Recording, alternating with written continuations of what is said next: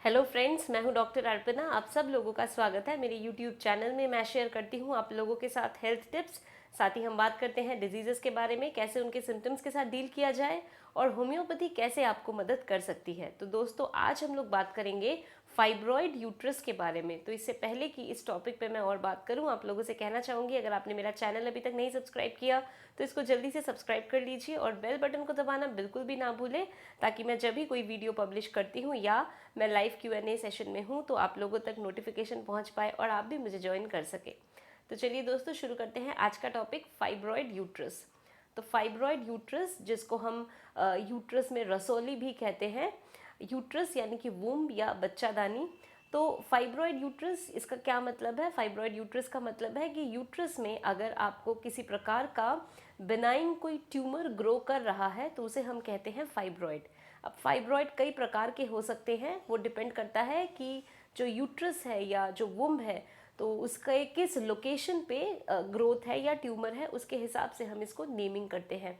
जैसे अगर जो यूट्रस है, यूट्रस की जो आउटर लाइनिंग है उसमें अगर फाइब्रॉयड होता है तो हम कहते हैं सब सिरोजल। जो यूट्रस की मसल है उस मसल के लेयर में अगर है तो उसे हम कहते हैं इंट्राम्यूरल। अगर यूट्रस का जो अंदर वाली लाइनिंग है उसके अंदर फाइब्रॉयड है तो हम कहते हैं सब म्यूकोजल। ऐसा भी हो सकता है कि यूट्रस की जो कैविटी है उसके अंदर आपका फाइब्रॉयड हो, तो ये भी पॉसिबिलिटी है। फाइब्रॉयड एक हो सकते हैं, फाइब्रॉयड मल्टीपल हो सकते हैं, फाइब्रॉयड छोटा हो सकता है, बड़ा हो सकता है, तो किसी भी तरह का फाइब्रॉयड हो सकता है। तो अगर फाइब्रॉयड किसी को हो रहा है तो ऐसा क्यों हो रहा है, क्या इसका कारण है? तो इसका जेनेटिक प्रिडिस्पोजिशन थोड़ा सा रहता है कि अगर फैमिली में फाइब्रॉयड की हिस्ट्री है तो फाइब्रॉयड होने के चांसेस बढ़ जाते हैं। अगर कोई इंजरी हुई है तो इंजरी के बाद जो सेल्स ग्रो कर रहे हैं या सेल्स प्रोलिफरेट कर रहे हैं, जिसे हम कहते हैं सेल प्रोलिफरेशन, तो उसकी वजह से भी फाइब्रॉयड बन सकता है। अब कुछ रिस्क फैक्टर होते हैं, यानी कि कुछ फीमेल्स में फाइब्रॉयड बनने के चांसेस ज़्यादा होते हैं। तो वो कौन सी फीमेल्स होती हैं? तो सबसे पहले अगर जो मिनार्के है या प्यूबर्टी है, यानी कि फीमेल्स को जो मेंस्ट्रुअल साइकिल्स शुरू होते हैं वो अगर बहुत ज़्यादा जल्दी शुरू हो जाए तो उनको आगे चल के फाइब्रॉयड बनने के चांसेस उनके बढ़ जाते हैं। अगर मोटापा है यानी कि ओबेसिटी है तो इससे भी फाइब्रॉयड बनने की संभावना ज़्यादा हो जाती है। अगर हाइपरटेंशन है यानी हाई ब्लड प्रेशर है तो भी ऐसा संभव है। अगर बार बार यूट्रस में कोई इन्फेक्शन हो रहा है, यूट्राइन इन्फेक्शन हो रहा है, तो उस कारण से भी फाइब्रॉयड बनने की संभावना बढ़ जाती है। तो चलिए जानते हैं कि इसके क्या क्या साइन एंड सिम्टम्स होते हैं। तो देखिए, फाइब्रॉयड के जो सिम्टम्स होंगे तो वो कम्प्लीटली डिपेंड करते हैं इस बात पे कि फाइब्रॉयड आपका कितना बड़ा है, कहाँ पे है, उसके हिसाब से इसके सिम्टम्स होंगे। यानी कि अगर बड़ा फाइब्रॉयड आपका है तो उससे आपको कमर में दर्द हो सकता है, बैक एक हो सकता है, जो दर्द है वो पैरों तक जा सकता है। अगर फाइब्रॉयड जो यूरिनरी ब्लैडर है उसको दबा रहा है तो यूरिन के आपको जो सिम्टम्स है वो आ सकते हैं, यानी कि बार बार आपको यूरिनेशन की डिज़ायर हो सकती है और ऐसा भी हो सकता है कि यूरिन करने में दिक्कत हो। तो दोनों ही केसेस जो है वो पॉसिबल हैं। अगर फाइब्रॉयड रेक्टम में प्रेशर दे रहा है तो उसके कारण से कॉन्स्टिपेशन हो सकता है। साथ में फाइब्रॉयड में हम देखते हैं कि जो मेंस्ट्रुअल साइकिल है उसमें भी इरेगुलरिटी आ जाती है, यानी बहुत ज़्यादा जो साइकिल्स है वो बहुत ज़्यादा हैवी रहती हैं, जो फ्लो है वो बहुत ज़्यादा हैवी रहते हैं, जो ड्यूरेशन है साइकिल्स का, मेंसेस का, तो वो 7 दिन से भी ज़्यादा तक जो ब्लड फ्लो है वो चलता रहता है। कई बारी क्लॉट्स वगैरह भी ज़्यादा आते हैं। तो ये सब इसके सिम्टम्स हैं। तो अब हम बात करते हैं कि अगर फाइब्रॉयड है तो वो प्रेगनेंसी को किस तरह इन्फ्लुएंस कर सकता है। तो देखिए, कई बार क्या होता है कि छोटा सा फाइब्रॉयड है और जो फीमेल है उन्होंने कंसीव किया है, प्रेग्नेंट है, तो जैसे जैसे जो यूट्रस है वो ग्रो हो रहा है, जो फीटस है वो ग्रो हो रहा है, नॉट द यूट्रस, जो फीटस है वो ग्रो हो रहा है, तो उसके साथ साथ जो फाइब्रॉयड है वो भी, उसका भी साइज़ बढ़ रहा है। और वो क्या होता है, डिलीवरी के बाद फिर वो जो साइज़ है जो बड़ा हुआ है वो फिर घट जाता है। तो वो बढ़ता क्यों है? क्योंकि जो ईस्ट्रोजन हार्मोन है वो प्रेगनेंसी के टाइम बॉडी में बढ़ जाता है, तो इस वजह से ऐसा होता है। कई बार क्या होता है, अगर फाइब्रॉयड बड़ा है तो उसके वजह से अगर किसी फीमेल ने कंसीव किया है तो मिस कैरेजेस या एबॉर्शन के चांसेस बढ़ जाते हैं, क्योंकि फाइब्रॉयड का साइज़ बड़ा है। कई बार हम देखते हैं कि किसी फीमेल को फाइब्रॉइड है और उनको जब मीनोपॉज हो गया है तो उसके बाद जो फाइब्रॉइड का साइज़ है वो छोटा हो गया, वो श्रिंक हो गया, क्योंकि जो हार्मोन है वो बॉडी में कम हो गया है।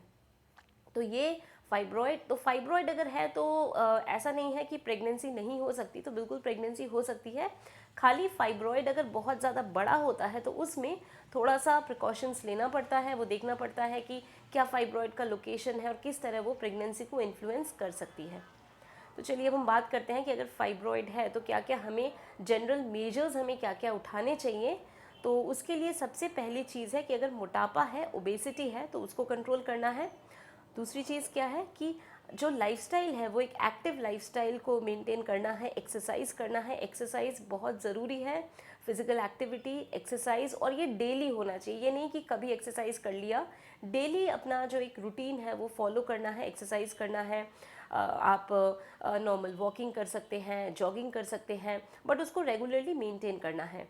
और क्या कर सकते हैं, जितना हो सके, जितनी जो भी रियल फूड है यानी कि ताज़े फल सब्जियां, उनका सेवन जितना ज़्यादा से ज़्यादा हो सके वो करें। देखिए क्या होता है कि अगर आप एक्सरसाइज करते हैं तो आपके बॉडी में जो हार्मोन्स हैं उनका जो संतुलन है वो प्रॉपर बना रहता है, और इस तरह की तकलीफ़ों से आप अपना बचाव कर सकते हैं। तो चलिए अब बात करते हैं, क्या होम्योपैथी आपको मदद कर सकती है अगर फाइब्रॉइड है तो होम्योपैथी में काफ़ी सारी मेडिसिन्स हैं जो स्पेशली फाइब्रॉइड में बहुत अच्छा काम करती हैं। तो सबसे पहली हमारी मेडिसिन जिसके बारे में मैं कहना चाहूँगी वो है कैलकेरिया काब। तो कैलकेरिया काब में हम क्या देखते हैं कि जो जो मेंस्ट्रुअल फ्लो होता है काफ़ी ज़्यादा उसमें होता है, और साथ में जो फीमेल हैं उनको जब मेंसेस जब आता है तब चक्कर वगैरह आता है, और साथ में थोड़ी सी ओबीज यानी थोड़ी सी बल्की सी फीमेल हो, तो उस केस में कैलकेरिया काब बहुत अच्छा काम करती है। नेक्स्ट हमारी मेडिसिन है थैलेप्सा बर्सा पास्टोरिस। अब इस मेडिसिन में क्या होता है कि जो साइकिल्स हैं, जो मेंस्ट्रुअल ब्लड फ्लो है वो इतना ज़्यादा हेवी होता है कि वो साइकिल्स चलते ही रहते हैं, और नेक्स्ट साइकिल का टाइम आ जाता है और वो जो साइकिल चल रहा था वो मे बी ख़त्म हुआ और 2-3 दिन बाद फिर से नेक्स्ट साइकिल शुरू हो गया। तो मतलब इतना ज़्यादा ब्लड फ्लो रहता है। तो अगर ऐसा है तो हम थैलेप्सा बर्सा पास्टोरिस दे सकते हैं। कई बार हम क्या देखते हैं कि जो ब्लड जा रहा है वो बहुत ज़्यादा डार्क कलर का ब्लड फ्लो हो रहा है, तो उस केस में यूस्टिलेगो एक बहुत अच्छी मेडिसिन है। फिर एक मेडिसिन है सबाइना। सबाइना में हम क्या देखते हैं कि क्लॉट्स बहुत ज़्यादा जाते हैं, यानी कि गांठें बहुत ज़्यादा डिस्चार्ज हो रही हैं। अब जैसे मैंने बताया कि कई बारी क्या होता है कि अगर आपका जो यूरिनरी ब्लैडर है उसमें प्रेशर पड़ रहा है, तो जो आप यूरिन जो करते हैं तो उसमें आपको दिक्कत हो सकती है। तो अगर ऐसे सिम्टम्स हैं तो उसमें एरिजिरोन बहुत अच्छा काम करती है। अब अगर फाइब्रॉइड की वजह से आपको कमर में दर्द है, बहुत ज़्यादा आपको बैक एक रहता है, तो उस केस में ट्रिलियम पेंडुलम, कालिका, ये मेडिसिन अच्छी है। कई बार क्या होता है कि फाइब्रॉइड के साथ ऐसा लगता है कि कुछ नीचे की तरफ आ रहा है, प्रोलैप्स हो रहा है, या जिसे हम कहते हैं बियरिंग डाउन सेंसेशन, ऐसा लगता है कुछ नीचे की तरफ गिर रहा है। तो अगर ऐसी सिम्टम्स हो, प्रोलैप्स जैसा फीलिंग हो, तो उस केस में फ्रैक्सिनस अमेरिकनस ये एक बहुत अच्छी मेडिसिन है।